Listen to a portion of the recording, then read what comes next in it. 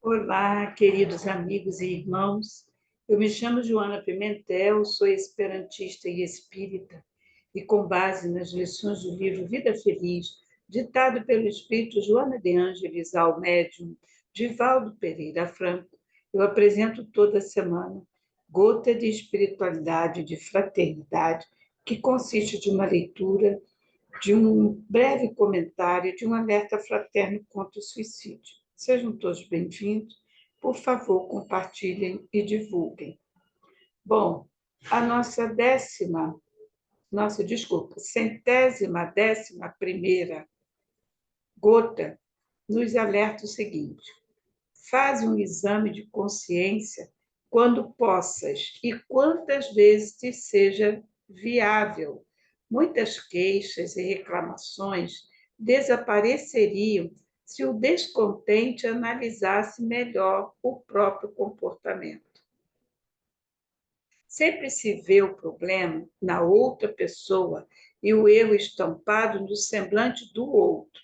Normalmente, quando alguém te cria dificuldades e embaraço, está reagindo contra a tua conduta, à forma como te expressaste e a maneira como agiste.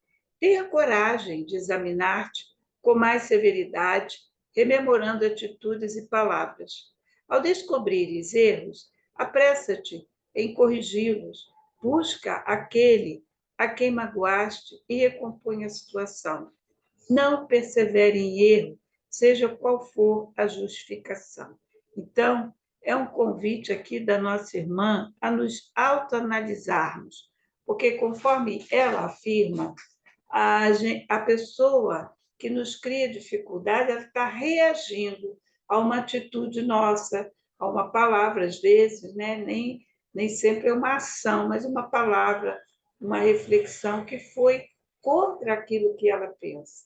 Isso vai acontecer muitas vezes no nosso dia a dia, considerando as nossas dificuldades, considerando o nosso nível evolutivo de compreensão das coisas. Porque muitas vezes a gente também se revolta com alguma coisa por não conhecer aquilo com mais profundidade, por não aceitar a opinião do outro, da mesma maneira o outro com relação a nós. Então, ela nos diz aqui que sempre que nós nos vejamos diante do problema, né, a gente sempre, em vez de buscar a culpa no outro, refletir um pouco mais sobre si mesmo. Será que não está em mim? Será que não foi alguma coisa que eu falei? E outra coisa, tem um outro aspecto ainda que a nossa irmã não tocou aqui, mas ainda tem o quê? Aquela palavra, aquele ato, aquela atitude que caiu mal em outra vida.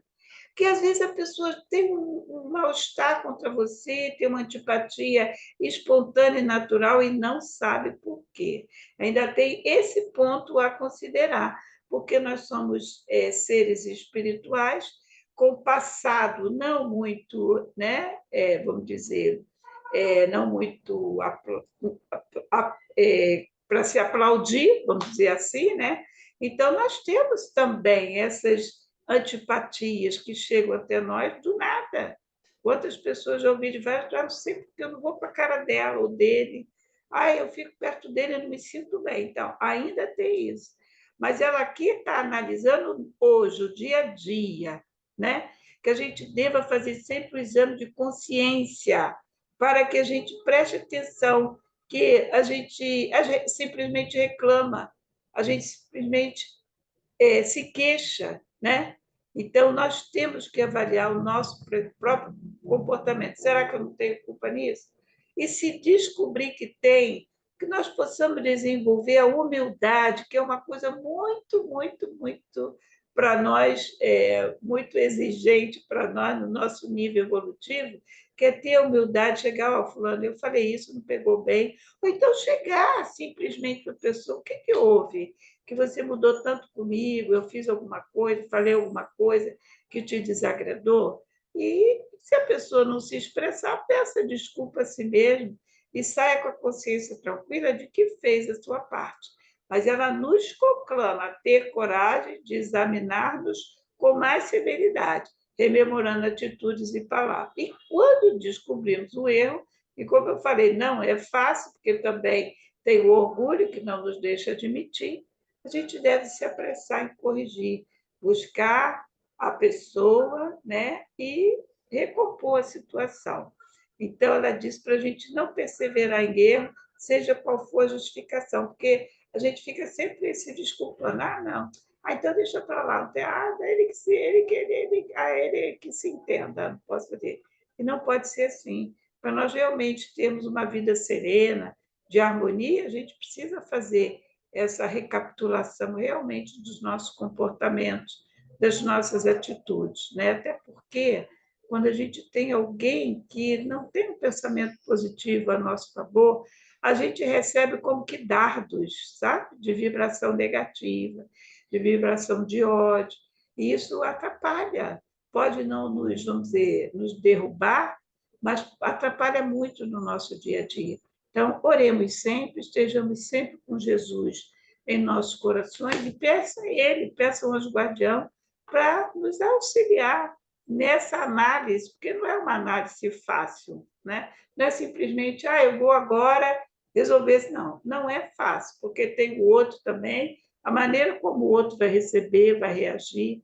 Então, são vários aspectos, mas como o principal que ela está apontando aqui é que nós nos examinemos, que nós nos avaliemos e tomemos a atitude correta de buscar recompor a situação.